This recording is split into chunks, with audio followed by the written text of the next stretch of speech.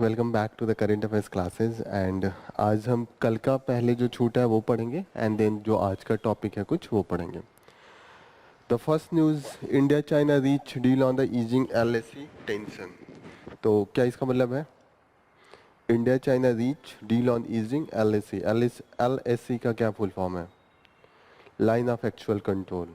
जो इंडिया और चाइना के बीच में बॉर्डर है, इंडिया एंड पाकिस्तान के बीच वाले बॉर्डर को क्या कहते हैं? LOC। हाँ, रेड क्लिफ भी कहते हैं।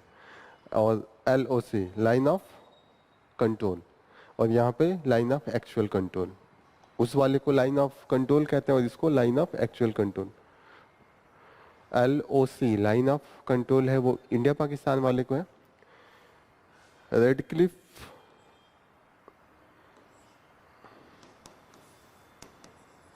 लाइन ऑफ कंट्रोल है।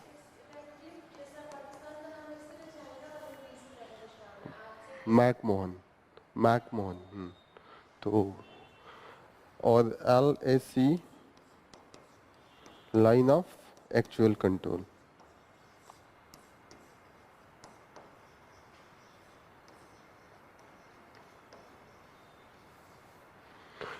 ये वाला इंडिया चाइना है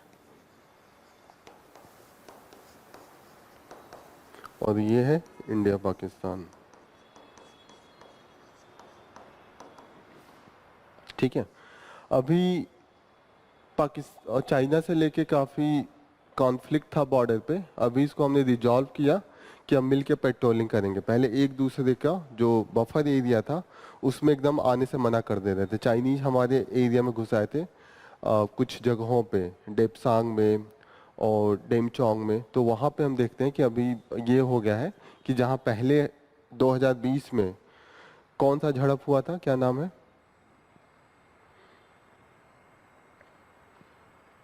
गलवान वैली, गलवान। तो गलवान के बाद से चीज़ें बदल गई थी, तो अब हमने वापस सुधार लिया इस चीज़ों को। ठीक है। Then we will see that the law for the minority institution do not breach the secularism. यहाँ पे ये बात हो रही है कि law for the minority institution, अगर किसी माइनॉरिटी इंस्टीट्यूशन के लिए लॉ बना दिया जा रहा है, इसका मतलब ये नहीं कि हमने सेक्युलरिज्म को ताक पे रख दिया। यही है ना, ब्रीच का मतलब होता है तोड़ देना। Secularism equi distance from the each religion, किसी भी रिलीजन के तरफदारी नहीं करना without being bias and equally respecting the each religion. State और रिलीजन के बीच में यही था कि स्टेट रिलीजन का में इंटरफेयर कर सकता है पर रिलीजन नहीं करेगा। इंडिया का यही है, वेस्टर्न में ना ही स्टेट करेगा ना ही रिलीजन करेगा। ठीक है। तो this will B part of GS paper 2। Preamble में हमने सेकुलरिज्म पढ़ा था एंड फंडामेंटल राइट्स में हमने बात किया था माइनॉरिटी राइट्स। माइनॉरिटी का राइट्स कहाँ पे था? एक तो freedom for choose any religion, profess religion, propagate religion without taxation, और माइनॉरिटी का कल्चरल राइट्स की भी हमने बात की थी आर्टिकल 29 एंड 30। आर्टिकल 25 से 28 फ्रीडम ऑफ रिलीजन है। ठीक है। Then we will see that the Kerala high court asks chief secretary DGP to collectors to appear in the contempt case. Contempt case क्या होता है? What is the contempt case?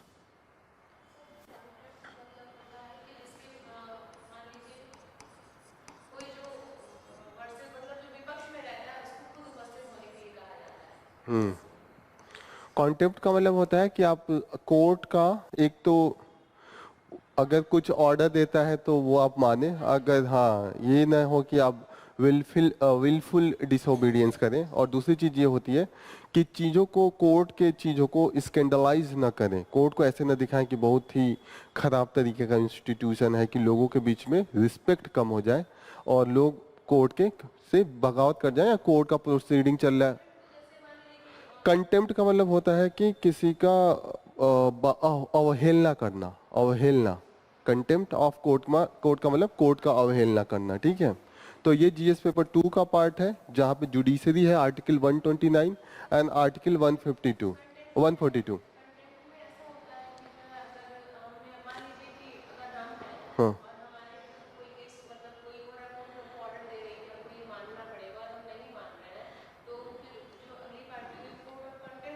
हाँ। उपस्थित होना तो पड़ेगा, आपके खिलाफ केस कोर्ट खुद कर देगा। तो कंटेम्प्ट ऑफ कोर्ट मतलब होता है कि आप कोर्ट का तिरस्कार करें, कोर्ट का इज्जत ना करें, कोर्ट के बातों को ना माने। सम्मन का मतलब होता है कि आपको सम्मन भेजा जाएगा तो आना पड़ेगा, जो आप कह रही हो तो सम्मन होता है, सम्मन आता है, लोग कोर्ट में जाकर उपस्थित होते हैं। कंटेम्प्ट का मतलब ये होता है कि आप कोर्ट का तिरस्कार कर रहे हैं, या तो उसकी चीज़ों को मान नहीं रहे हैं, या कोर्ट की प्रोसीडिंग को आप ऑब्स्ट्रक्ट कर रहे हैं, या तो कोर्ट के चीज़ों को आप सोशल मीडिया पे उसके खिलाफ लोगों को भड़का रहे हैं, ऐसी चीज़ें होगी। कंटेम्प्ट ऑफ कोर्ट दो तरीके का होता है, एक सिविल होता है, एक क्रिमिनल होता है, ठीक है, तो वो हम लोग देखेंगे। Line of actual control buffer zones में go, no clarity on the de escalation. तो अभी तुरंत समझौता हुआ है चाइना और इंडिया के बीच में, अब देखते हैं कि किस किस लेवल पे कहाँ कहाँ तक चाइना ने हमारा बात माना है, कहाँ तक हम उसका बात माने हैं, तो ये आने वाले टाइम में पता चलेगा, ठीक है। Supreme court dismiss the Kejriwal plea challenging the defamation case. Defamation case क्या होता है? आपके बोलने का फ्रीडम ऑफ स्पीच है, लेकिन उस वहीं तक लिमिट है कि आप किसी को डिफेम ना करें, मतलब आप मुझे क्रिटिसाइज करें, लेकिन आप इतना ना करें कि झूठे तख्तों पे कि मेरा जो है एक लाइफ टू लिबर्टी जो होता है ना, एक जीने का अधिकार को खतरा हो जाए ना, आप मेरी इतनी तरीके समाज में ऐसे मेरे बारे में मिस इन्फॉर्मेशन फैला रहे हैं कि वो मेरे लिए एक सम्मानजनक लाइफ जीना मुश्किल हो जाएगा। तो वो डिफेमेशन, मैं क्या कर सकता हूँ, जो आदमी फैला रहा है, जो लोग मेरे खिलाफ फैला रहे हैं, उसके खिलाफ मैं क्या करूँगा? डिफेमेशन का केस करूँगा। और डिफेमेशन जो होता है वो आईपीसी जो पहले था, इंडियन पेनल कोड 499 499 सेक्शन के अंडर में आता है, ठीक है। अभी हम लोग इसको देखते हैं। तो यहाँ पे डिफेमेशन को लेके काफी डिबेट होता है कि अगर आप डिफेमेशन देते हैं दैट कॉम्प्रोमाइज आर्टिकल 19(1)(a), जो freedom of speech and expression है। मैं कुछ भी बोलूंगा तो किसी को तकलीफ होगा, हर आदमी कहेगा कि डिफेम कर दिया। एक बोलने का अधिकार भी तो होगा, तो कहीं ना कहीं अगर डिफेमेशन का केस होगा तो वो हमारे जो freedom of speech and expression है उसको श्रिंक करेगा, घटा देगा, यही होगा। Then we will see that the supreme court में एक केस चल रहा है, सुब्रमण्यम स्वामी केस। वहां पे सुप्रीम कोर्ट ने कहा है कि सेकुलरिज्म जो है वो core part of the constitution है, जो बेसिक स्ट्रक्चर है।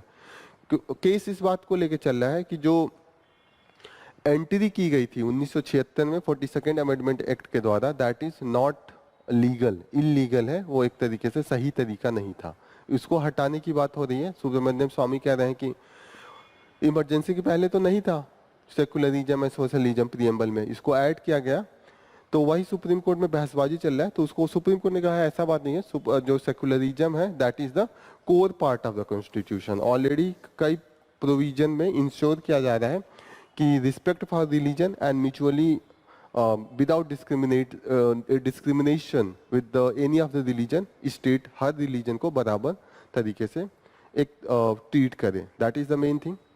Then we will see that the Election Commission approved Ajay Kumar Singh as the new Jharkhand DGP। Jharkhand के DGP को अभी सस्पेंड किया गया था, सस्पेंड किया उनको उस पोस्ट पे जाने से इलेक्शन कमीशन ने आपत्ति जताई थी। इलेक्शन कमीशन होता है, इलेक्शन कमीशन का इससे आपको पावर समझ में आ रहा है कि DGP को भी अगर इलेक्शन कमीशन कह दे कि इन्होंने इलेक्शन टाइम पे कुछ बायसनेस दिखाया है, किसी पार्टी को फेवर कर रहे हैं, तो बड़े पोस्ट पे उनको रोक दिया जाता है। किसी किसी जो इम्पोर्टेंट पोस्ट होता है, DGP का पोस्ट क्या होता है, सबसे इम्पोर्टेंट होता है, एक स्टेट का पुलिस का जो मेन ऑफिसर होता है, सबसे बड़ा ऑफिसर, वो yes director general of police, इसका फुल फॉर्म हुआ, ठीक है। तो महानिदेशक ही हुआ। यूपी का सिर्फ एक DGP होगा जो सबसे बड़ा पोस्ट होता है, सब कोई उन्हीं को रिपोर्ट करते हैं।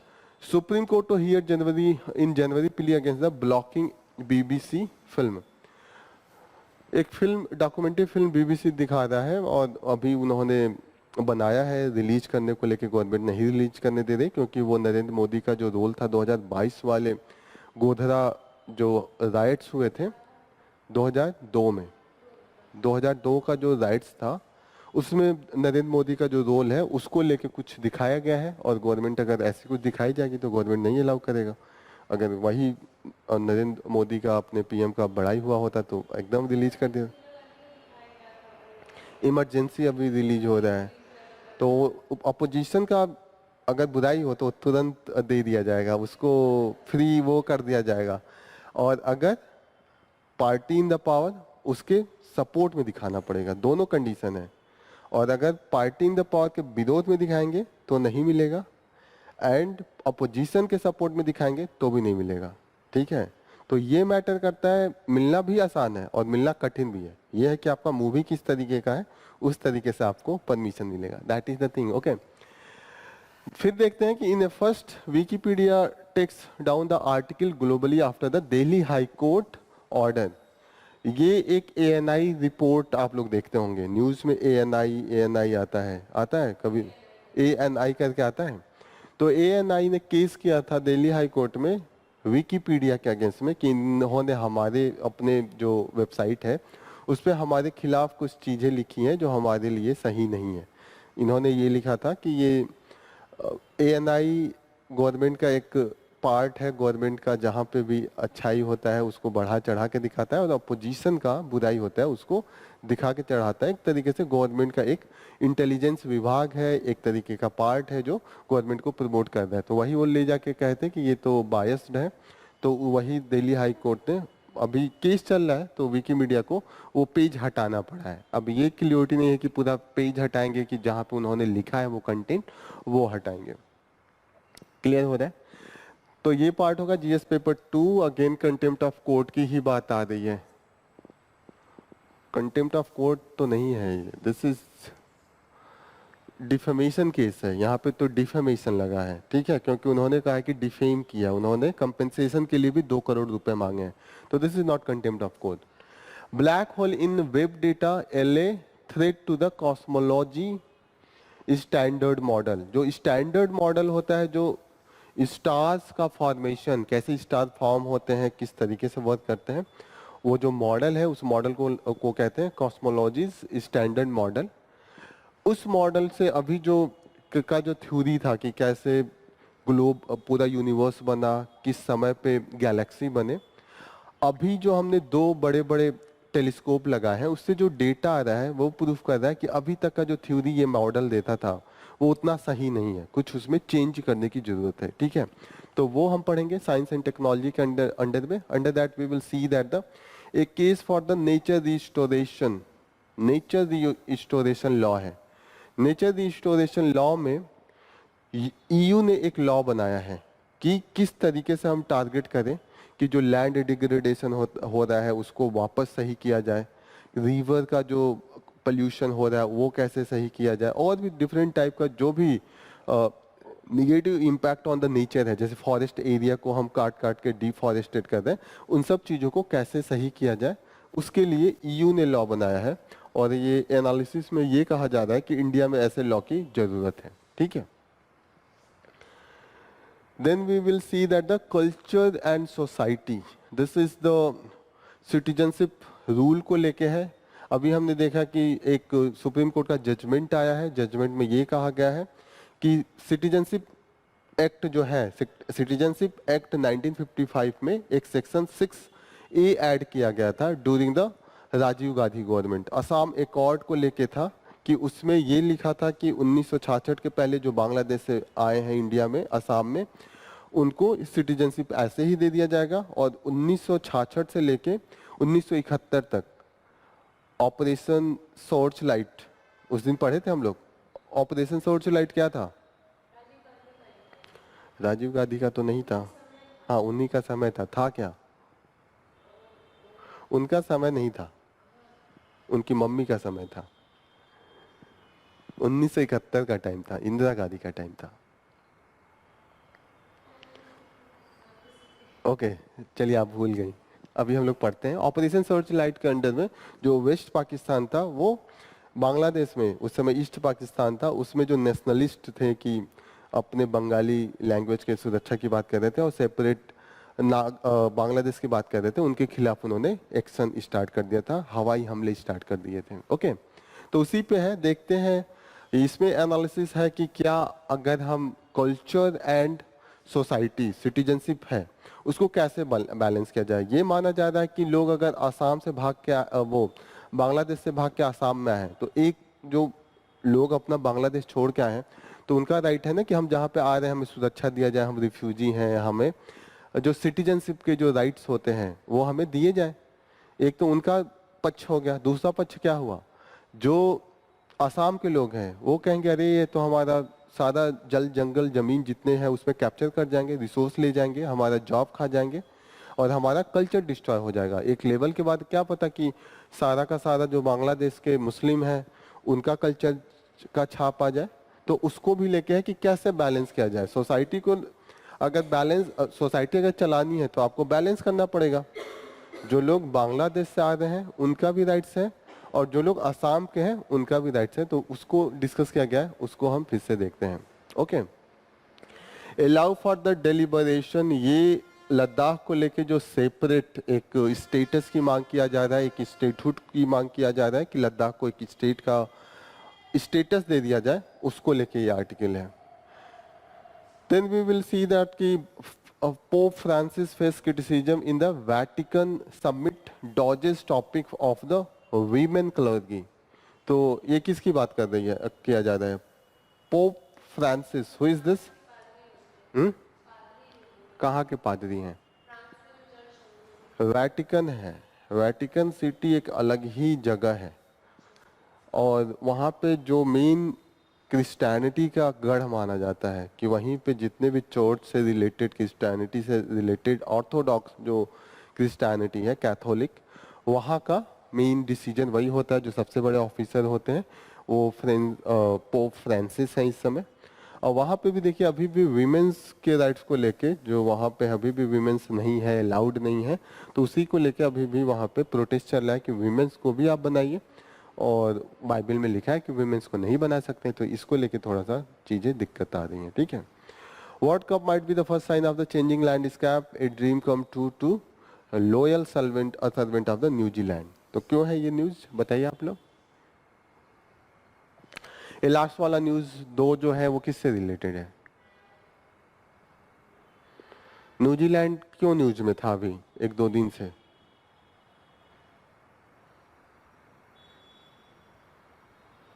क्रिकेट मैच कितने लोग देखते हैं? आप नहीं देखती? आप क्रिकेट के बारे में कोई लेना देना नहीं है, अच्छी बात है, ये तो बहुत अच्छे। जो वुमेन्स वर्ल्ड कप है वो न्यूजीलैंड ने जीता है, फाइनल था परसों, तो वही वुमेन्स का तो कम से कम देख ही ले, मेंस का तो दिस पहला जो न्यूज अभी स्टार्ट करते हैं फ्रंट पेज से।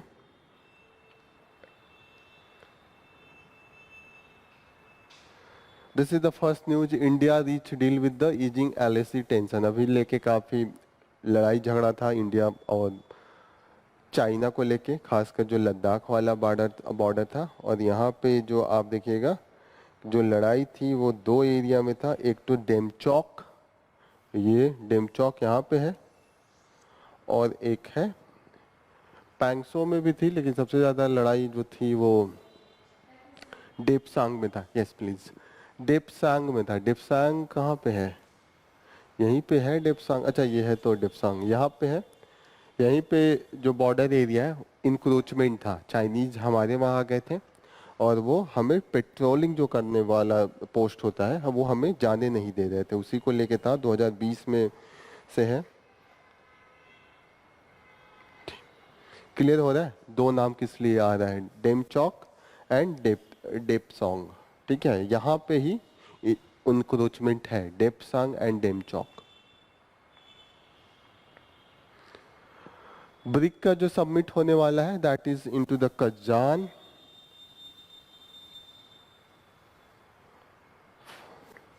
इस समय इंडिया के जो सेक्रेटरी हैं, फॉरेन सेक्रेटरी कौन है? Who is the foreign secretary of India? Vikram Misri हैं। ये सामने जो फोटो दिख रहा है वो विक्रम मिस्री का ही है। विक्रम मिस्री, समझ रहे हैं ना? मिस्री खाने वाला चीनी होता है ना, मिस्री, गांव में मिस्री ही कहते हैं।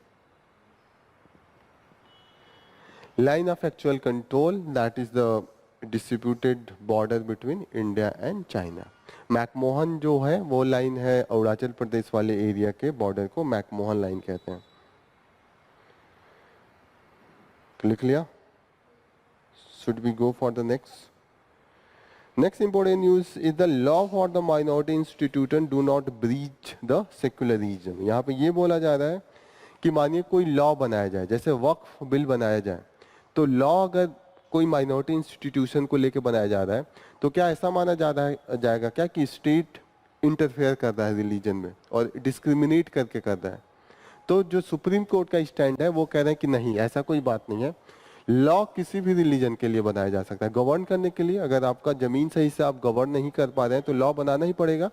तो this means that it doesn't mean that कि it breach the secularism. Secularism का क्या मतलब है हुआ कि स्टेट किसी रिलीजन के साथ डिस्क्रिमिनेट नहीं करे, सबको इक्वली ट्रीट करे।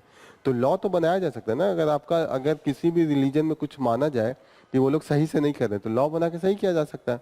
अब यह है कि लॉ आर्बिट्ररी नहीं होना चाहिए, लॉ जस्टिफाइड होना चाहिए। एक लगे कि हाँ सच में कुछ सुधार करने के लिए बनाया गया, ऐसा नहीं कि आप कुछ बना के, आप लॉ बना के उनको ऐसा लगे कि कुछ उनके लिए आप निगेटिव चीज करना चाहते हैं।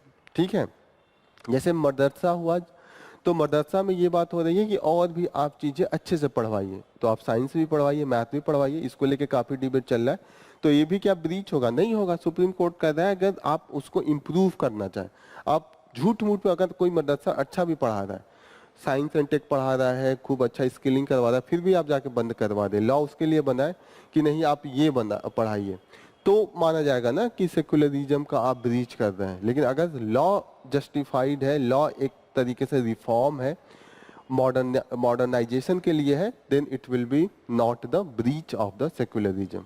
क्लियर हो रहा है? ये सुप्रीम कोर्ट का स्टैंड है। अब ये बात हो रहा है, जो केस गया है Uttar Pradesh board of the Madrasa education act को लेके गया है, इलाहाबाद कोर्ट में ये पहले गया था। इलाहाबाद कोर्ट ने इसको स्टे लगा दिया था कि ये नहीं होना चाहिए। जैसे मदरसा में कुछ रिफॉर्म करना चाहती थी यूपी की गवर्नमेंट, लेकिन सुप्रीम कोर्ट ने कहा कि ऐसा बात नहीं है कि अगर आपका किसी भी रिलीजन को लेके, जैसे आर्टिकल 30 है, that is for the protection of the minority culture, यही है ना, प्रोटेक्शन ऑफ द माइनॉरिटीज का यहाँ पे है, enable the minority to establish and administer their own institution. अब ये बात हो रही है कि आप जब ये एक्ट बना के उनको फोर्स कर रहे हैं कुछ करने के लिए, तो you are interfering with this right. Article 30, article 29 and 30 यही बात करता है ना कि अगर आपका रिलीजियस और द लिंग्विस्टिक माइनॉरिटी है तो you can have the right to create, establish your own institution, you can administer your own institution, ये सब चीजें हैं। तो कहीं ना कहीं बात चल रही है कि ये इसका क्या है, ब्रीच है। सुप्रीम कोर्ट ने कहा ऐसा कोई बात नहीं, ब्रीच नहीं है। ओके, आर्टिकल 28 कॉन्स्टिट्यूशन का बोलता है that prohibit the religious institution in educational. कोई भी अगर रिलीजियस इंस्टीट्यूशन है या कोई भी इंस्टीट्यूशन है जो गवर्नमेंट फंडेड है, वो कोई भी इंस्ट्रक्शन, रिलीजियस इंस्ट्रक्शन नहीं दे सकता। तो that is mention in the article 28।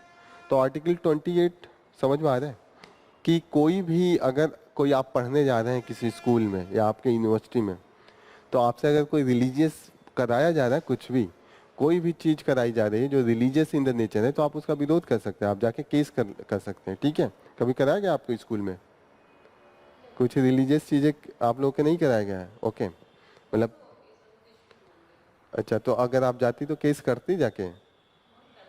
अच्छा, नहीं करती। समझ पा रहे हैं ये चीजें क्या? आर्टिकल 28 क्लियर ना? साइक्लोन आने वाला है, कहाँ साइक्लोन आने वाला है? गुड, ये मन लगा के पढ़ रही हैं। अच्छा, तो उस दिन हमने बोला भी था cyclone Dana, she is revising on a daily basis, this is the result. ये है she is revising on a daily basis, तभी तो यादें हो रही हैं। आप लोग भी रिवाइज कीजिए, कुछ इनसे सीखिए।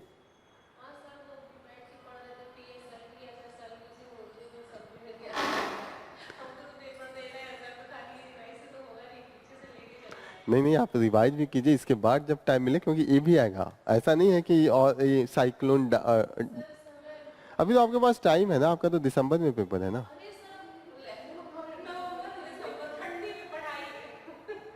आपका आरओ वाला पेपर है, यूपी पीसीएस वाला तो डिले होते जा रहा है, पोस्टपोन होते जा रहा है। उसका कोई दिसंबर में भी आपका 22 को है ना, तब तक तो हम क्लास में ही बहुत कुछ खत्म करवा देंगे। आपका पूरा साइंस खत्म हो जाएगा, ज्योग्राफी खत्म हो जाएगा, हिस्ट्री खत्म हो जाएगा। देखिए पीसीएस में भी 150 में near about 45 question current affairs आता है, तो आपका करेंट अफेयर्स 45 क्वेश्चन मैं करवा ही रहा हूँ लगातार, उतना तो तैयार होना चाहिए। ठीक है, 150 में 45 क्वेश्चन ये हो गया। नियर अबाउट ज्योग्राफी से आता है 18 क्वेश्चन, ये खत्म हो जाएगा। 26 क्वेश्चन आता है हिस्ट्री से। हिस्ट्री हो जाएगा, मैं अब लगातार क्लास लगेगा। अब तो हिस्ट्री मॉडर्न एंशिएंट हो ही गया, मेडिएवल वो कर, मेडिएवल में तो 10।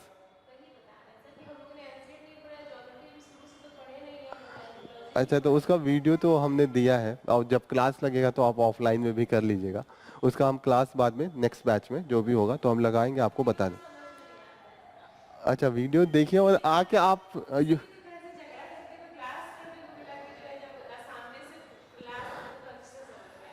तो आप क्लास कीजिए, कोई भी एंशिएंट में नहीं समझ में आता अभी तो आपको बाद में क्लास कराया जाएगा। अभी के लिए ये है कि कुछ भी नहीं आया तो आप आके यहाँ से हमसे या मैम से किसी से भी डिस्कस कीजिए।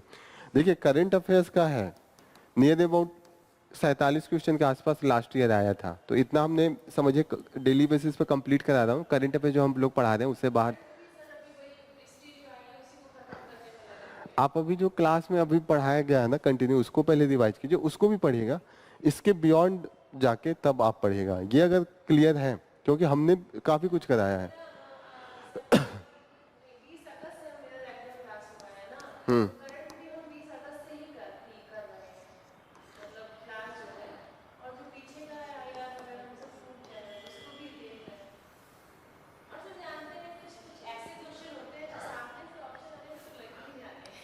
हिस्ट्री हो गया, ज्योग्राफी हो गया, और क्या हो गया क्लास में मतलब हम लोग करा देंगे। इकोनॉमिक्स तो नहीं होगा, वो बाद में होगा। पॉलिटी भी फंडामेंटल राइट्स और डीपीएसपी तक मैं कोशिश करूंगा करा दूं। अभी पॉलिटी में कराऊंगा क्योंकि अभी टाइम नहीं मिल रहा है। पॉलिटी तो मैं कंटिन्यूअसली मैं ही कराऊंगा।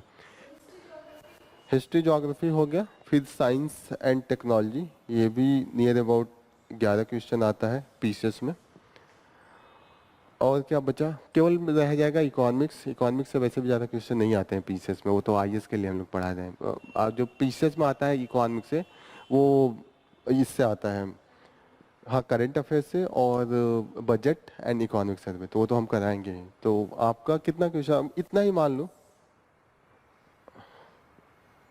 और बीच में किस चीज़ का क्लास लगा था, अभी यही लग रहा है इन बहुत। ठीक है, तो कितना हो गया, 47 प्लस 6 53। नहीं, पॉलिटी मैं लूंगा अभी, अभी तो ये लोग 2 लोग ले।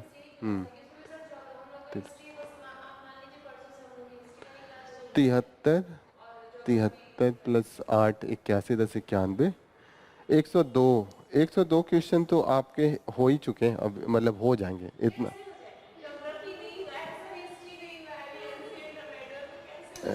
हिस्ट्री हो जाएगा, हिस्ट्री मॉडर्न हिस्ट्री तो नवंबर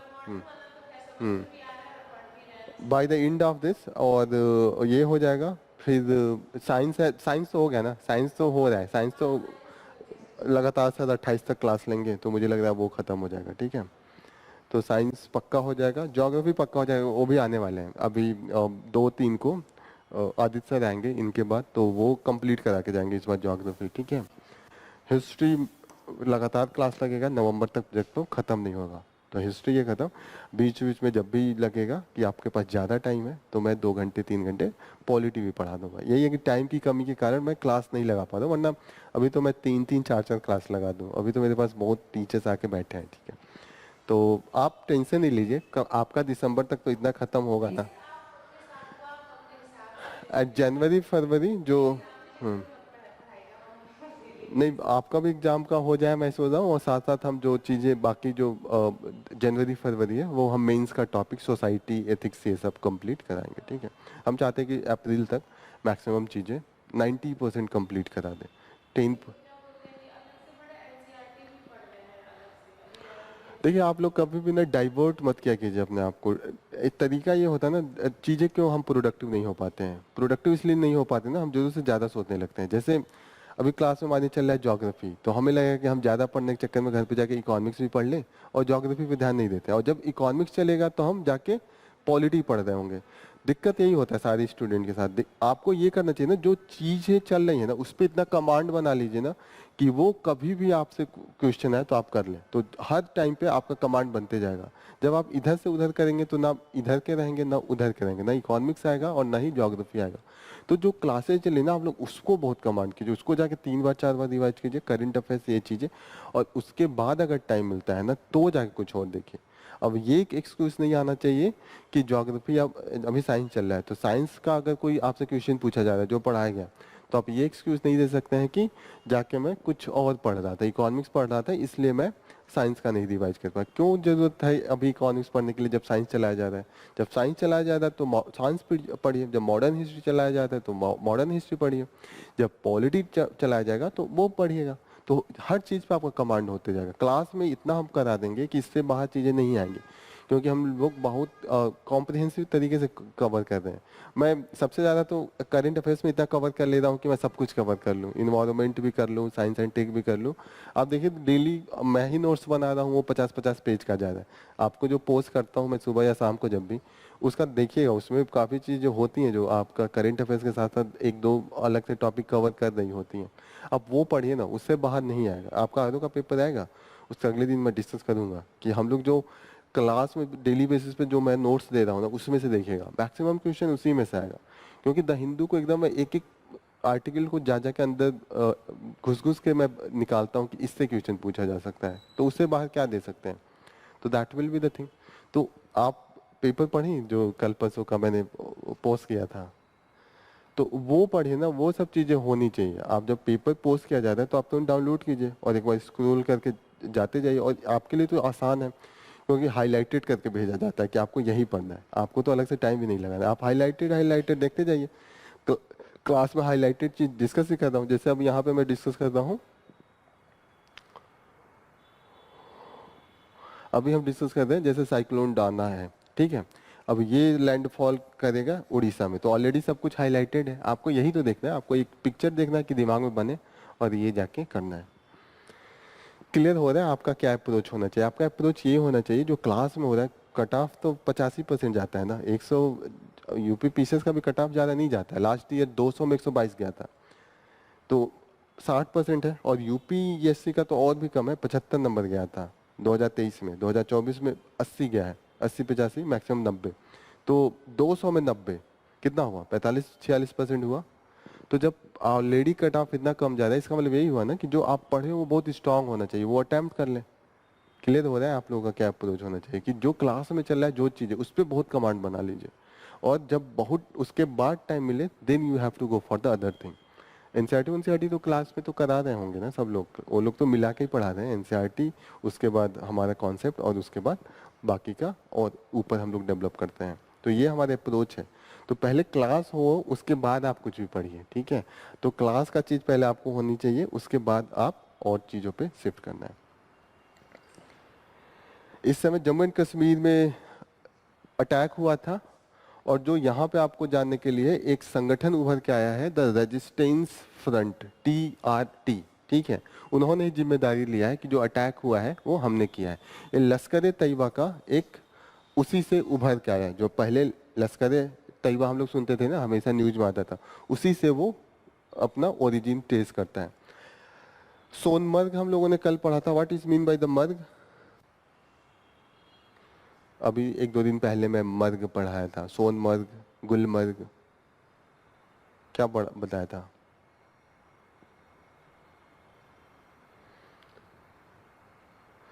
बताया था स्विट्जरलैंड के जैसे खूबसूरत खूबसूरत जो मीडो होते हैं, ग्रासलैंड पहाड़ों पे, वही होता है मर्ग। दैट इज द ब्यूटीफुल, वो लुक आता है, तो दैट इज द मर्ग। ज्योग्राफी में भी सर ने बताया होगा ये। यूपी पीसीएस को लेके विरोध चल रहा है, वही न्यूज है कि आर ओ सबका है कि आप दिसंबर में रख लीजिए, 2 पार्ट में पेपर होने वाला है। तो इसका हो रहा है कि इससे करप्शन के 2 दिन, वही मतलब आपको एक दिन वाले को कुछ और पेपर मिलेगा, दूसरे वाले को कुछ और मिलेगा, तो नॉर्मलाइजेशन होगा। तो उसको लेके काफ़ी ज़्यादा होता है कि ट्रांसपेरेंसी नहीं रहती। ऐसे तो क्लियर कट होता है ना कि मैं इतना मार्क्स पाया और उसे पूछ के पता लगा देते हैं कि किसका कट ऑफ कितना ज़्यादा है, मेरा हुआ तो इसका क्यों नहीं हुआ। नॉर्मलाइजेशन पे ये हो जाएगा कि अपना खुद गेस करना पड़ेगा, अच्छा लग रहा है मेरा घटा दिया, उनका बढ़ा दिया, तो ट्रांसपेरेंसी नहीं रह पाती। ऐसे क्लियर कट हुआ, इतना कट ऑफ गया, इतना मेरा मार्क्स आया, मेरा होना चाहिए था, क्यों नहीं हुआ, तो उसको लेके आदमी क्वेश्चन पूछता है। तो ये सब चीज़ों को लेके अभी विरोध चल रहा है, ये न्यूज है इसमें। यहाँ पे दिया है लेजिस्लेटिव काउंसिल के हैं ये कहाँ के लेजिस्लेटिव काउंसिल के हैं, कर्नाटका के। तो अगर लेजिस्लेटिव काउंसिल दिया, इसका मतलब क्या हुआ कि वहाँ पे स्टेट लेवल पे 2 हाउस है। हम लोगों ने पढ़ा था ना, सिर्फ 6 स्टेट के बाद 2 हाउस है। जैसे राज्यसभा होता है, लोकसभा होता है, 2 हाउस है यूनियन लेवल पे। स्टेट लेवल पे कुछ ही स्टेट्स के बाद 2 हाउस है और बाकी के पास सिर्फ 1 हाउस है। ठीक है, समझ में आ रहा है 2 हाउस का मतलब। जैसे एक जो राज्यसभा है उस तरीके का स्टेट लेवल पे सभी राज्यों के पास नहीं है। माना जाता है कि उससे खर्चे बढ़ते हैं, फालतू का उसमें पॉलिटिक्स होता है जो नहीं होना चाहिए, तो इसीलिए बहुत कम ही स्टेट उसको रखते हैं। 6 स्टेट्स के पास है। उस दिन हम लोगों ने डिस्कस किया था कौन कौन से 6 स्टेट्स से, मैप में भी बना के लोकेट किया था। कुछ याद आ रहा है? ये तो समझ में आ रहा है ना, legislative council and legislative assembly, Vidhan Sabha and Vidhan Parishad. विधानसभा ही सब जगह होता है, विधान परिषद सिर्फ 6 स्टेट्स के पास है। एक बार मैप से याद करना इजी होगा। आप लोग बताइएगा कुछ याद आ रहा हो उस दिन बनाया था तो।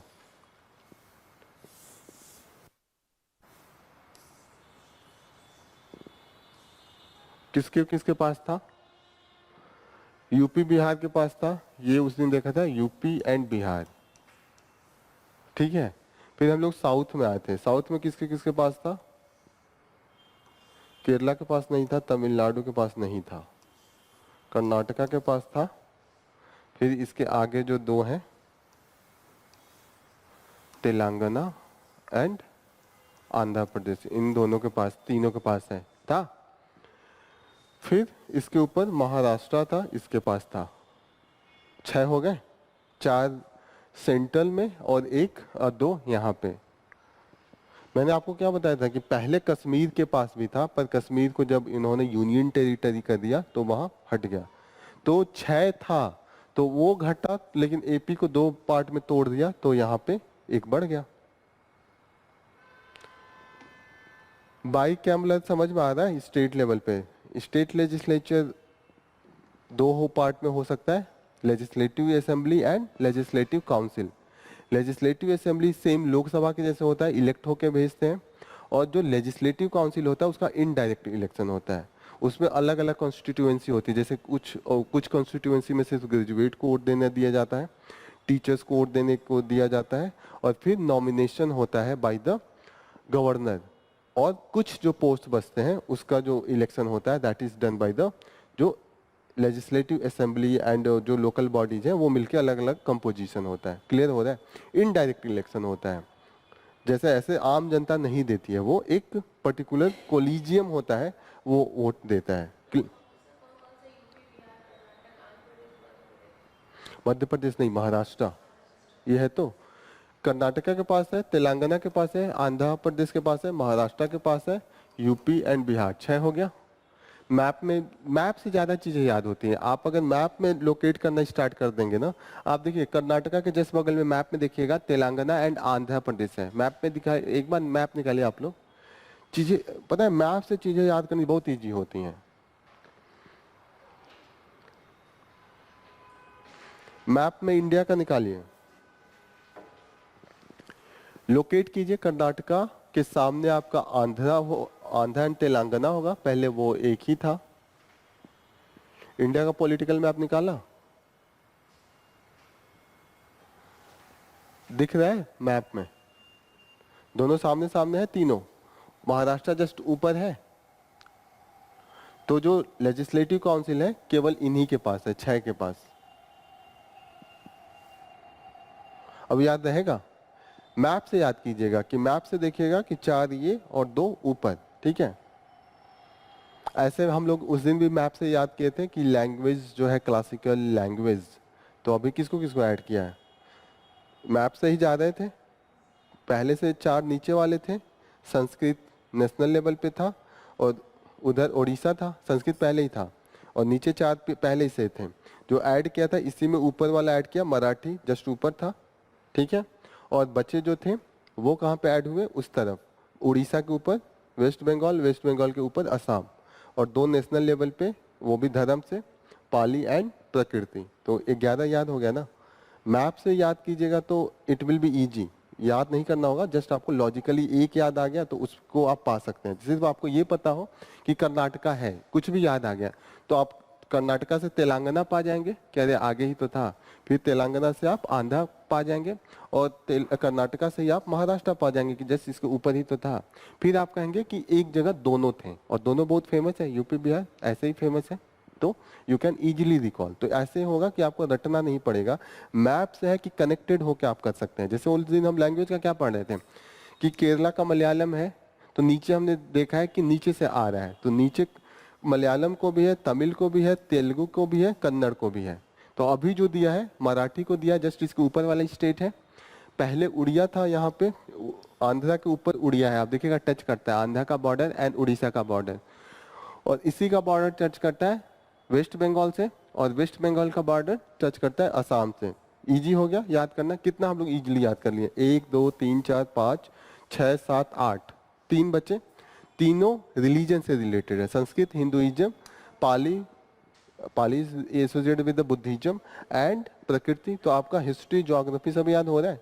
तो ये होता है पढ़ने का तरीका। जैसे होता है ना यूपीएससी मेमोराइज करने से ज्यादा चीजों को एक तरीके से ऐसे आपको याद करना होता है कि चीजों को बाय इटसेल्फ आप रिकॉल कर लें, होता है ना स्मार्ट स्टडी। तो आपको मैप का बहुत यूज करना पड़ेगा हर चीज में। आप कोई भी चीज पढ़ेंगे मैप से अगर याद करेंगे ना तो इट विल बी इजी। जैसे आपको कोई भी इंटरनेशनल रिलेशन में इवेंट हो रहा है तो हमेशा आपको रिकॉल जाना चाहिए, अच्छा मैप में यहाँ पे इजराइल मैप में कहाँ है, यूक्रेन मैप में कहाँ है और रसिया कहाँ पे है, ये सब चीजें दिमाग में चलते रहना चाहिए। Next important news that we are going to discuss is the contempt of the court. मेरे पास अब ज़्यादा टाइम नहीं है, मैं फटाफट 10 मिनट में करता हूँ क्योंकि अभी क्लास है आप लोग। कंटेम्प्ट ऑफ कोर्ट का जो आप मेन है, what is the contempt of court?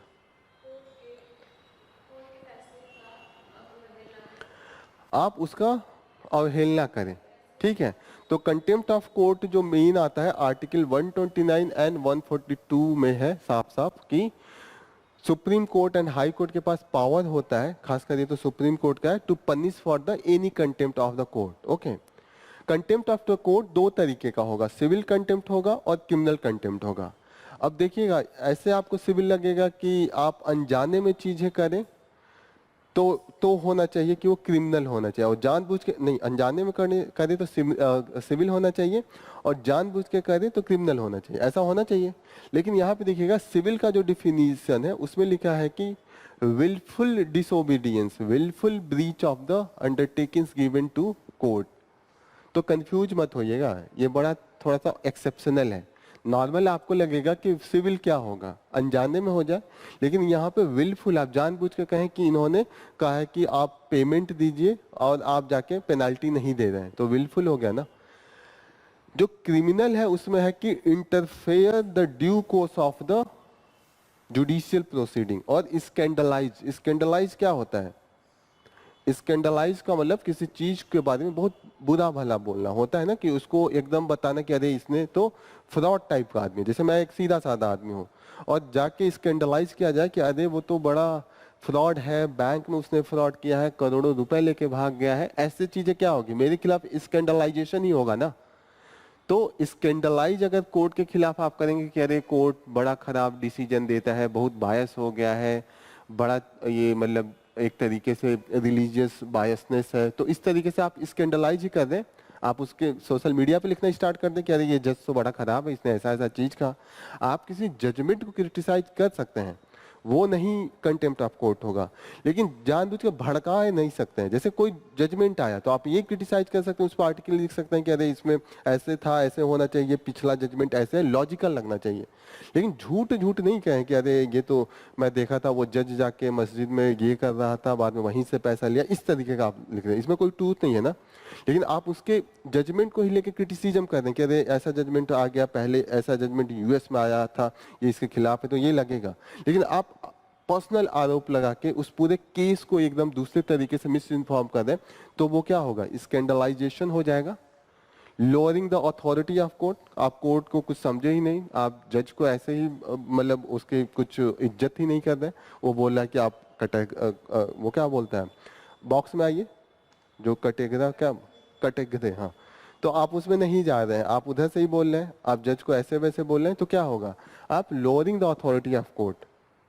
तो ये देखिएगा, ये सब क्रिमिनल कंटेम्प्ट में आएगा। और जो सिविल है, साफ साफ है कि wilful disobedience of the order, कि आप ऑर्डर नहीं मान रहे हैं और विलफुल, जानबूझ के नहीं मान रहे हैं, ठीक है।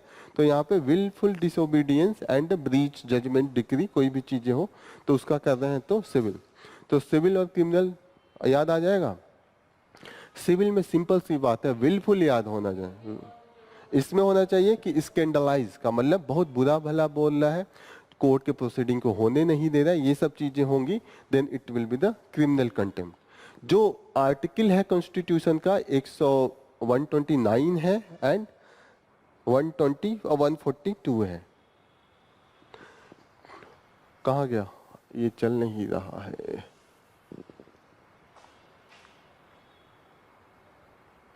Just give me 1 second. Contempt of court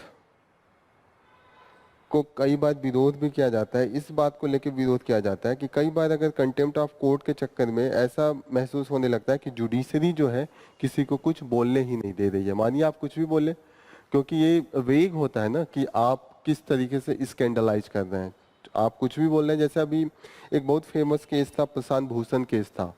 Prashant Bhushan ने, उस समय के जो चीफ जस्टिस थे, बोबड़े थे, वो कहीं बहुत ही महंगे बाइक पे बैठे थे। तो उन्होंने ये लिख के ट्वीट कर दिया था, उन्होंने वो बाइक पे फोटो डाला था। तो उस बाइक के साथ उनका फोटो भेज के देखा था कि मतलब इस तरीके से जुडिशरी चल रही है, डिस्पाइट कि इतना पेंडेंसी है, और ये जो चीफ जस्टिस है वो अपना सेल्फी खिंचवा रहे हैं, डाल रहे हैं। तो उसको लेके उस पर उन्होंने केस किया था। तो वो बाद में वो काफी बेइज्जती हुई थी इस कोर्ट की, क्योंकि ये तो आप क्रिटिसिज्म था ना नॉर्मल, आपको अपना काम करना चाहिए था। उसने बोला तो उसको लेके कोर्ट का ईगो हर्ट हो गया। अब कोर्ट की खुद बेइज्जती हो रही है कि मतलब अगर पीछे हट गए, केस स्टार्ट कर दिया, तो कहेंगे कि कोर्ट बताइए इतना पेंडिंग है और फालतू की चीजों को लड़ रहा है, और इतना सीरियस केसेज हैं, अयोध्या को लेके केसेज हैं, और भी बहुत से बिल को लेके केसेज हैं, उस पर ध्यान नहीं दे रहा है। कोई उन पे कमेंट कर रहा है तो उसको बुला के वो उस पर केस कर दें। तो बाद में उन्होंने ₹1 का उन पे पेनाल्टी लगाता है कि कोर्ट का हार ना माने। तो प्रशांत भूषण को कहा कि आप गिल्टी तो हैं, तो यही है कि आपको ₹1 का पेनाल्टी देना पड़ेगा। तो ये हो गया था। अरुंधति रॉय के भी केस में एक हुआ था कंटेम्प्ट ऑफ कोर्ट का। अरुंधति रॉय भी बोलती रहती हैं, तो उनके खिलाफ भी कंटेम्प्ट, ये सब फेमस केसेज हैं। तो आपको कभी ना याद हो तो प्रशांत भूषण का नाम याद है ना, प्रशांत भूषण के नाम से ही केस है, प्रशांत भूषण केस। और अरुंधति का लॉयर हैं, पहले वो आप ज्वाइन किए थे, आपसे नागेंद्र यादव के साथ क्या नाम है, नागेंद्र यादव ही है ना, जो ये कौन से यादव हैं, I forget the name. He is the also, he was the professor of JNU, अभी सेफोलॉजिस्ट हैं। योगेंद्र यादव, याद आ गया, योगेंद्र यादव अभी वहाँ पे जाके भाषण भी दे रहे थे, हरियाणा वाला जब इलेक्शन हो रहा था। योगेंद्र यादव, हाँ, बड़े मतलब एक इंटेलेक्चुअल माने जाते हैं। तो कोटेशन नहीं, मतलब he is the lawyer, he is the very famous lawyer. और वो आप पहले ज्वाइन किए थे, जो ये अन्ना हजारे मूवमेंट था उसमें काफ़ी एक्टिव थे। बीच में योगेंद्र यादव जब बाहर आए थे तो इनको भी निकाला था ये आपसे। और योगेंद्र यादव, अच्छा, बीच में फोटो आता रहता है योगेंद्र यादव का, तो मैं आपको दिखाऊंगा। Yogendra Yadav is very famous personality. Contempt of court के बाद अब हम लोग नेक्स्ट न्यूज़ जो पढ़ते हैं, चलने तो अब जल्दी जल्दी पढ़ते हैं, मेरा टाइम ओवर हो गया। डिफेमेशन का केस जल्दी से देख लेते हैं। डिफेमेशन का जो केस होता है that is with respect to the, आप किसी के खिलाफ अगर ऐसे बोलते हैं जो मैलाइन करता है या उनका कोई भी मॉनेटरी हार्म होता है, तो ऐसे केस में आप पे के ऊपर सो डिफेमेशन केस होगा। जैसे अभी बातों से कुछ आपके बारे में मलाइन करना, क्योंकि इसमें ये होता है कि आपका फ्रीडम ऑफ स्पीच है, लेकिन उस लेवल तक ही होना चाहिए कि आप किसी को हर्ट ना करें। होता है ना कि आप अगर मैं आपके बारे में बोलना स्टार्ट करूं, एक लेवल होगा ना कि किस लेवल तक आपके बारे में बोलना है, और मैं आपके बारे में कुछ ऐसी ऐसी मिस इन्फॉर्मेशन फैलाना शुरू करूं, तो फिर आपकी डिग्निटी पे जाएगा ना, कि आपका जो समाज में जो इज्जत है, डिग्निटी है, उस पर इम्पैक्ट करेगा। फिर आप नॉर्मल लाइफ नहीं जी पाएंगी, तो कहीं ना कहीं आप जाके केस करेंगे कि वो डिफेमेशन का है। जो आप केस करेंगे दैट इज द डिफेमेशन। और डिफेमेशन के केस के लिए आईपीसी में 499 है, 499 जो धारा लगती है, सेक्शन 499 एंड सेक्शन 500। ठीक है। Criminal defamation. सिविल डिफेमेशन क्या हो सकता है? रेपुटेशन चला जाए तो that is the civil deviation, और वहां पे आपका कुछ मॉनेटरी घाटा हुआ है। सिविल डिफेमेशन में सिर्फ आपका पेनाल्टी लगेगा, और क्रिमिनल होगा तो उसमें आपको जेल की भी सजा हो जाएगी। मतलब आप दोनों में तो डिफेम कर ही रहे हैं, पर्सनली कर रहे हैं, किसी में बहुत ज्यादा आरोप लगाने लगे, आपका एकदम आपका पर्सनल कुछ हार्म हो जाए, आप मेंटली डिस्टर्ब हो जाए, ऐसे केस में you will have to go for the jail as well. अब ये डिफेमेशन दो तरीके का हो सकता है। एक बोला जाता है लीबल एंड स्लैंडर, कि मतलब सिर्फ आप बोल के कर रहे हैं तो that will be the libel और द स्लैंडर।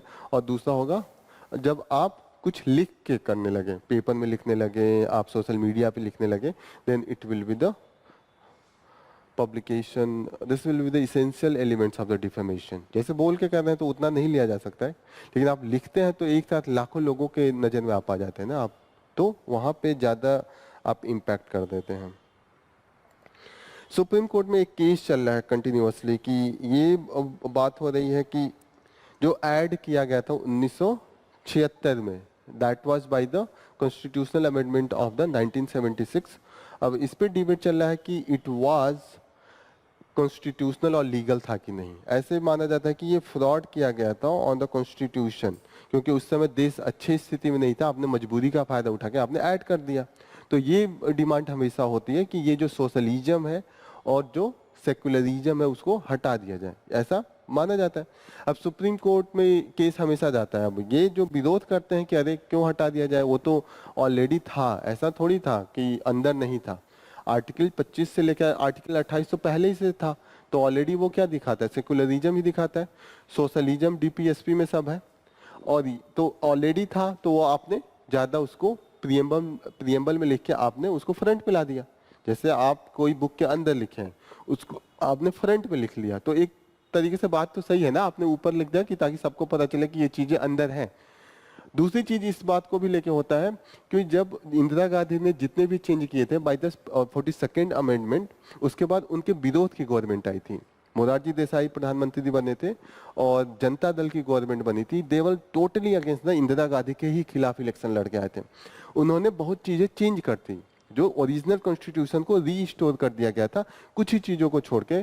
तो ये माना जाता था कि कुछ अच्छा रहा होगा तभी तो छोड़ दिया, वरना तो सब विरोधी थे। उस वाले गवर्नमेंट में तो अटल बिहारी वाजपेयी भी थे। जब उन्होंने इतना कुछ वापस चेंज किया, वापस लाया, तो अगर सोशलिज्म सेकुलरिज्म को करना होता तो तब कर दिया होता। तो ये डिबेट रहता है कि दिस वाज द, मतलब ये लॉजिकली सही था इसीलिए करा, तो आप फालतू का भी चेंज करने के लिए मत कहिए। यही सुप्रीम कोर्ट ने भी कहा है।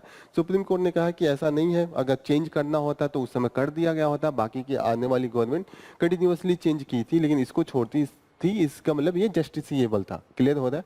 तो इस केस का नाम है सुब्रमण्यम स्वामी एंड अदर्स केस, क्योंकि सुब्रमण्यम स्वामी लेके गए हैं इस केस को। ठीक है। एक केस का मेन मुद्दा है कि सोशलिज्म और सेकुलरिज्म जो प्रियम्बल में है वो हटाना चाहिए कि प्रियम्बल में रखना चाहिए। सुप्रीम कोर्ट हमेशा से कहा है कि उससे कोई दिक्कत नहीं है, और सुप्रीम कोर्ट ने कहा है कि सेकुलरिज्म जो है वो बेसिक स्ट्रक्चर है। Clear? What is mean by the basic structure?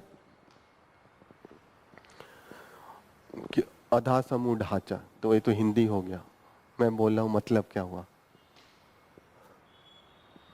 What is mean by this? जो इसेंशियल होता है किसी भी चीज का, कि जो कॉन्स्टिट्यूशन है उसका इसेंशियल है, वो आप अगर बदल देंगे तो ओवरऑल कॉन्स्टिट्यूशन रहेगा ही नहीं। ढांचा होता है ना किसी भी घर का, ढांचा अगर हटा दे नीचे से तो ये घर गिर जाएगा ना। तो माना जाता है कि हर एक कॉन्स्टिट्यूशन का बेसिक स्ट्रक्चर होता है। आप कॉन्स्टिट्यूशन चेंज कर सकते हैं उसी एक्सटेंट तक जब तक कि आप मूलभूत जो आधार है, बेसिक स्ट्रक्चर, उसको आप ना बदलें। That is the thing. Secularism को सुप्रीम कोर्ट ने कहा है that is the basic structure, और ये कोर है। इस भी जजमेंट में इन्होंने यही बोला है। आप ये वाले आर्टिकल से है कि election commission approve the Ajay Kumar Singh as the new Jharkhand DGP. अब डीजीपी से मुझे सबसे बड़ा पोस्ट होता है किसी भी स्टेट पुलिस का, ठीक है। अब इलेक्शन कमीशन के कहने पे जो इसके पहले डीजीपी थे अनुराग गुप्ता, एक्टिंग डीजीपी थे, इनको प्रमोट करके डीजीपी बनने से रोक दिया, क्योंकि इलेक्शन कमीशन ने कहा था कि इनका बिहेवियर बायस रहता है ड्यूरिंग द इलेक्शन। तो आप समझ लीजिए इलेक्शन कमीशन के पास पावर है ना। यही जब भी आपको लिखना हो कि इलेक्शन कमीशन, जैसे क्वेश्चन आता है कि हम इंडिया में फ्री एंड फेयर इलेक्शन कैसे इंश्योर करते हैं, तो अब हमारा जो इलेक्शन कमीशन है उसको इतना पावर एंड फंक्शन दे के रखे हैं कि वो इंडिपेंडेंटली कार्य कर सके और कोई भी चीज़ें जो बायस हो उसके खिलाफ एक्शन ले सके। तो उसका एक एग्जाम्पल है, तो नाम याद कर लीजिए, एक्टिंग डीजीपी अनुराग गुप्ता है। इनको होने नहीं दिया डीजीपी, मना कर दिया इलेक्शन कमीशन का, उस पर क्या था, अप्रूवल नहीं मिला। तो यही है, जितना भी बड़ा वो अपॉइंटमेंट होता है इलेक्शन कमीशन से भी अप्रूवल लिया जाता है। आप देखिएगा इलेक्शन होता है तो इलेक्शन के जो ऑफिसर्स होते हैं, ऑब्जर्वर्स, इनसे लोग बहुत डरते हैं, क्योंकि उनका एक बार रेड पेन चला जाता है ना किसी भी बड़े ऑफिसर को, तो पूरे डीएम उनको ऐसे कैजुअली लेते हैं, क्योंकि उनके लिए तो वो लोग ऐसे होते हैं कि एकदम आम एम्प्लॉय जैसे।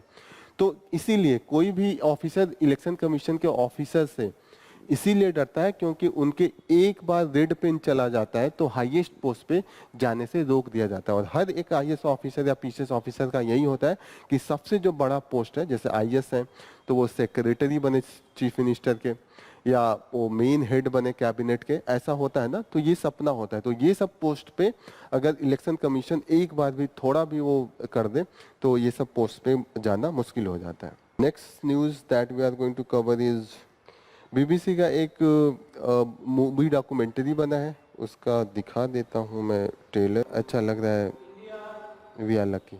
फिर से देखते हैं, आ गया आवाज।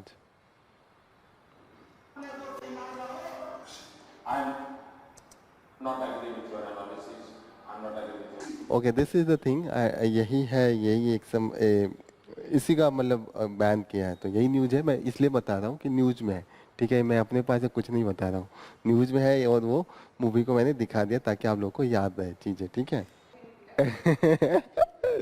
तो बीबीसी ने इसको बनाया है, दैट हैज बीन डन।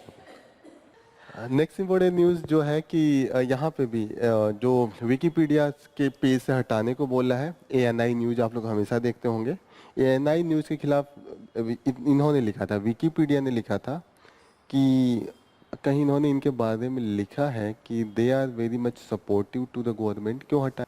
हाँ, यहाँ पे लिखा है कि this ANI news has been accuse of spreading the pro government propaganda, anti opposition, disinformation, मतलब जितना भी अपोजिशन है उसके बारे में they will be spreading the disinformation, ठीक है। और engage in the partisan campaign for the BJP, ये सब है उसमें लिखा हुआ था विकीपीडिया से, वही वाले पेज के खिलाफ था। विकीपीडिया इज ए साइट, पता है ना, आप लोग सर्च करते होंगे तो विकीपीडिया सबसे ऊपर आता है। They do lot of research, वो एक तरीके से वॉलंटरी होता है। कई बार आप देखिएगा कि हर 6 महीने या 1 साल पे वो आपसे फंडिंग भी करते हैं, तो आपके फंडिंग पे ही चलते हैं, उस पर कोई एडवर्टाइजमेंट नहीं आता है। तो इसीलिए थोड़ा सा वहाँ पे चीज़ें ऐसी बोल दी जाती हैं जो कभी कभी गवर्नमेंट को अच्छा नहीं लगता है, ठीक है। कंटेम्प्ट ऑफ कोर्ट का इसमें भी केस है। कंटेम्प्ट ऑफ कोर्ट, अब डिफॉर्मेशन है, लेकिन यहाँ पे contempt of court doesn't prohibit the coverage of. अच्छा, यहाँ पे इन्होंने कंटेम्प्ट ऑफ कोर्ट में ये लिखा है कि जो हम इंफॉर्मेशन देते हैं that will be not consider under the, जैसे होता है ना कि न्यूज़ पे कितना है, जैसे आप कोई न्यूज़ देते हैं तो न्यूज कितना ज्यादा स्कैंडलाइज करता है, किस तरीके से रोका है, वो क्लियर कट नहीं डिफाइन है कंटेम्प्ट ऑफ कोर्ट में। यहाँ दिखा कि doesn't provide the coverage of the court proceeding, ठीक है। तो कोर्ट प्रोसीडिंग दिखा सकता है, जैसे कोई न्यूज़पेपर है, कोई मीडिया है, अगर कोर्ट का प्रोसीडिंग दिखा रहा है, that doesn't comes under the contempt of court. यहाँ पे इसलिए ये जिक्र है। यहाँ पे तो डिफेमेशन है, एएनआई के खिलाफ डिफेमेशन का केस है, लेकिन यहाँ पे ये भी है कि क्या जाता है, जैसे कोई भी एक केस ऑलरेडी न्यूज कोर्ट में प्रोसीडिंग है, क्लियर हो रहा है, उसके बाद विकिमीडिया अगर लिख देता है ऐसी चीजें, ये प्रूफ नहीं हुई है। अब एएनआई क्या कह रहा है कि प्रूफ नहीं हुआ है, तभी इन्होंने क्यों लिखा है, और ये कोर्ट की प्रोसीडिंग जो है वो that will doesn't come under the contempt of court. समझ में आ रहा है? कंटेम्प्ट ऑफ कोर्ट ये तो पता है ना कि कोर्ट के खिलाफ आप कुछ भी बोलेंगे तो कंटेम्प्ट ऑफ कोर्ट होगा, ठीक है। आर्टिकल 129 एंड 142 पावर देता है कोर्ट को, सुप्रीम कोर्ट को, कि किसी को भी सजा दे दे अगर वो कंटेम्प्ट कर रहा हो कोर्ट का, ठीक है। अब उसमें साफ साफ नहीं लिखा है कि क्या कंटेम्प्ट कोर्ट होगा क्या नहीं होगा। उसके लिए पार्लियामेंट को पावर दिया गया है लॉ बनाने को। पार्लियामेंट ने 1971 में लॉ बनाया था, उसका नाम था कंटेम्प्ट ऑफ कोर्ट एक्ट, अलग से उसमें साफ साफ डिफाइन है क्या होगा क्या नहीं होगा। तो जो अगर कोर्ट का प्रोसीडिंग है तो उसको दिखाया जा सकता है। This doesn't prohibit the coverage of the court proceedings, ठीक है। क्लियर हो रहा है कि आज कोर्ट में ये हुआ, सलमान खान को पेश किया गया, जज ने ऐसा बोला, ये न्यूज आता है ना, तो ये नहीं है। लेकिन अगर उसमें आप कुछ अपना व्यू देना स्टार्ट कर देंगे, वो आ जाएगा कंटेम्प्ट ऑफ कोर्ट में। क्लियर हो रहा है? मेरा क्लास 12:30 बजे तक ही था, 1:30 बजे तक ही था, मैंने एक्सीड कर दिया। एक बहुत इंटरेस्टिंग न्यूज है, ये पढ़ा लेता हूँ, इसके बाद मैं वो करूँगा, स्टॉप करूँगा, ठीक है। ये है कि black hole in the Webb data LA threat to the cosmologies standard model. जो कैसे स्टार फॉर्म हुए, कैसे ब्लैक होल बनता है, ये सब जो डिफाइन करता है that is the standard model है, ठीक है। अभी जो सबसे बड़े टेलीस्कोप जिससे हम डेटा एनालिसिस कर रहे हैं, यूनिवर्स को देख रहे हैं ना, ये यूनिवर्स दिख रहा है आपको, ये टेलीस्कोप से पिक्चर्स आता है। और दो जो टेलीस्कोप्स जब सबसे बड़े हैं, एक है जेम्स वेब स्पेस टेलीस्कोप, यहाँ पे जेम्स वेब टेलीस्कोप दोनों नासा का है, और दूसरा है हबल टेलीस्कोप, दोनों बड़े बड़े एस्ट्रोलॉजर्स के नाम पे है, ठीक है। हबल स्पेस टेलीस्कोप यहाँ कहीं होना चाहिए, हबल भी, हबल स्पेस टेलीस्कोप ये है, हबल टेलीस्कोप है। क्लियर हो रहा है दोनों? अब दोनों से जो डेटा आ रहा है, अभी तक जो थ्योरी दे रही थी कि गैलेक्सी बनने में बहुत ज़्यादा टाइम लगा होगा, उन्होंने कहा कि 1 बिलियन के बाद गैलेक्सी बना होगा। ओवरऑल यूनिवर्स कैसे बना है? सिंपल यही थ्योरी है कि एक सिंगुलैरिटी था, एक सिंगल पॉइंट पे पूरा का पूरा जो यूनिवर्स है उसका मास और उसका वॉल्यूम था, एक सिंगल पॉइंट पे वहाँ पे इनफाइनाइट डेंसिटी थी। इनफाइनाइट डेंसिटी का मतलब यू कैन नॉट इमेजिन। वही ब्लास्ट किया, उसको बिग बैंग कहते हैं। वहाँ से एनर्जी रिलीज हुई, उसके बाद चीज़ें बननी स्टार्ट हुई, एनर्जी से मास में कन्वर्जन हुआ। उसके बाद क्या चीज़ें हुई कि जो गैसेज हैं वो धीरे धीरे जगह जगह पे एक्यूमुलेट होने लगे, ठीक है। और एक्यूमुलेशन के बाद वो जब पास आने लगे तो गैलेक्सी बन गई, और पास आने लगे, काफ़ी एकदम ज़्यादा वो आने लगे। और ये मैं गैस की बात कर रहा हूँ, वो आप इमेजिन नहीं कर सकते हैं। जैसे जो सन है उसका 20 गुना बड़ा एरिया, और उसमें भी अगर छोटे छोटे पार्टिकल रहेंगे तो वो कहीं ना कहीं ग्रेविटेशनल फोर्स लगेगा, नीचे प्रेशर बनाएगा, और जितना ग्रेविटेशनल फोर्स लगने लगेगा एनर्जी क्रिएट होगी काफ़ी ज़्यादा। जब एनर्जी क्रिएट होगी तो एक लेवल के बाद से फ्यूजन रिएक्शन स्टार्ट होगा। फ्यूजन रिएक्शन स्टार्ट होगा तो वही रिजल्ट में आ जाएगा, that will become the star. Star वहीं से बनेगा जब फ्यूजन रिएक्शन आएगा, जलेगा, एनर्जी निकलने लगेगा, हाइड्रोजन से ही होगा, ठीक है।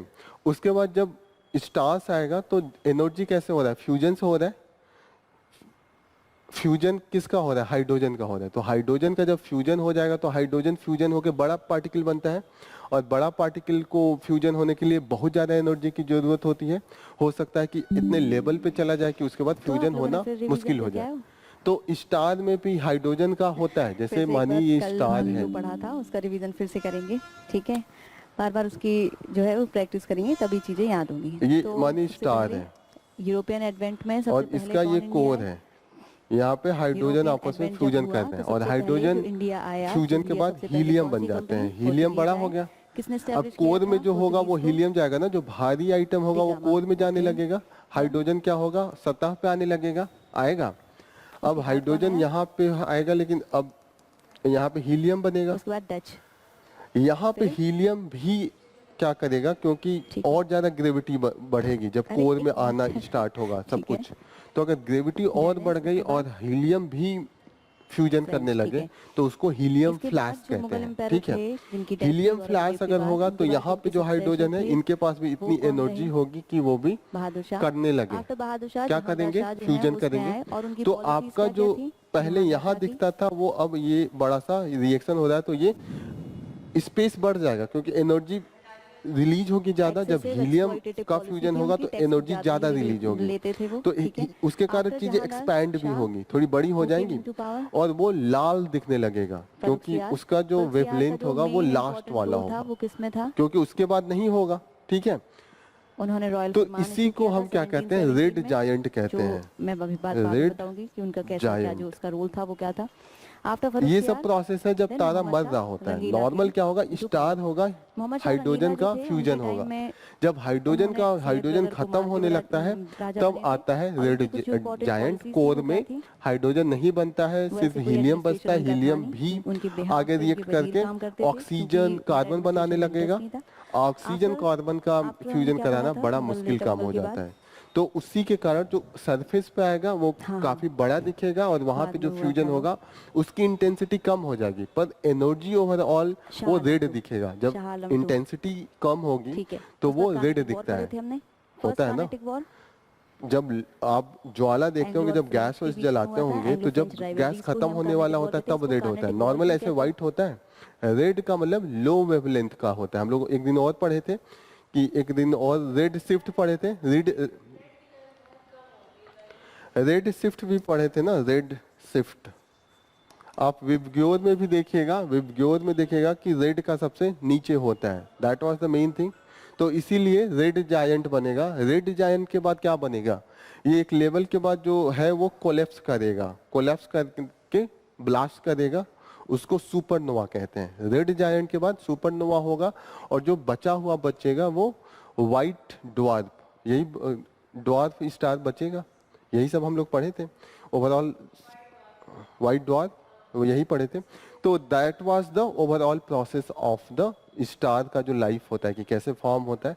तो यही ये कह रहे हैं कि पहले जो था, अभी तक जो हमारा था थ्योरी, उस थ्योरी के अनुसार जो गैलेक्सी बने थे वो बहुत बाद में बने थे, लेकिन अभी की थ्योरी कह रही है नहीं, 1 बिलियन ईयर के बाद बने थे। जब बिग बैंग हुआ उसके बाद गैलेक्सी बने थे, लेकिन अभी हो रहा है कि नहीं, मिलियन में ही बन गए थे। बिलियन का मतलब करोड़ में हुआ, मिलियन का मतलब लाख में, 10 लाख में हुआ। तो ये कह रहे हैं कि अभी जो है वो बिलियन नहीं, 400-500 मिलियन ईयर्स के बाद ही बनना स्टार्ट हो गए थे। बिग बैंग का जो हुआ था वो कितने साल पहले हुआ था, 13.6 बिलियन ईयर पहले हुआ था। बिलियन का मतलब करोड़, आप समझ रहे हैं ना, 100 से 100 करोड़, 100 करोड़ में 1 बिलियन होता है। एक दिन हम लोगों ने मिलियन, बिलियन, करोड़ ये सब पढ़ा है, आप लोग घर पे जाके इसको रिवाइज कीजिएगा। क्लियर हो रहा है। ओवरऑल आप ये जानिए कि what is the theory of this all. Red giant का जो है वो मैंने यहाँ पे दिया है, एक बार घर जाके आप लोग पढ़िएगा। ओवरऑल क्यों वो बढ़ने लगता है इसका भी थ्योरी नीचे है। और रमन इफेक्ट पढ़िएगा। रमन जो थे वो हमारे पहले साइंटिस्ट थे जिनको नोबेल मिला था, ये पता है ना आप लोगों को, पीसेस के लिए आपको पता होगा मैम। रमन इफेक्ट, वो जो स्ट्रक्चर ऑफ द सॉलिड, वो रमन इफेक्ट से ही हम स्टडी करके पता करते हैं। क्लियर। सर सीवी रमन को कब मिला था, फिजिक्स के लिए मिला था 1930 में। सबसे पहले जो साइंटिस्ट हैं सीवी रमन, सीवी रमन पहले साइंटिस्ट हैं जिनको हमने हमारे वहां से नोबेल मिला था। That should be the clear. उनके पहले किसको मिला था नोबेल, किसको मिला था उनके पहले साइंटिस्ट में, तो वो पहले थे, लेकिन ऐसा नहीं था पहली बार उनको मिला था। इंडिया में उनके पहले रविन्द्रनाथ टैगोर को मिल चुका था, 1911 में मिला था ना। तो ये सब चीजें हिस्ट्री में आपको पढ़ाई जाएगी।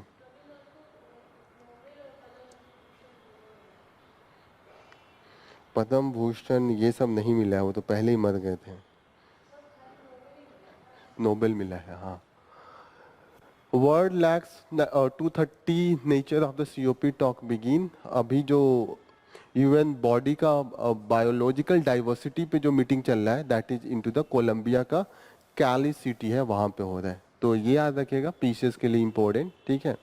और जो हमारा फ्रेमवर्क है ऑन द बायोडाइवर्सिटी वो है Kunming Montreal global biodiversity framework agreement. तो ये नाम लिख लीजिएगा, Kunming Montreal global biodiversity framework agreement.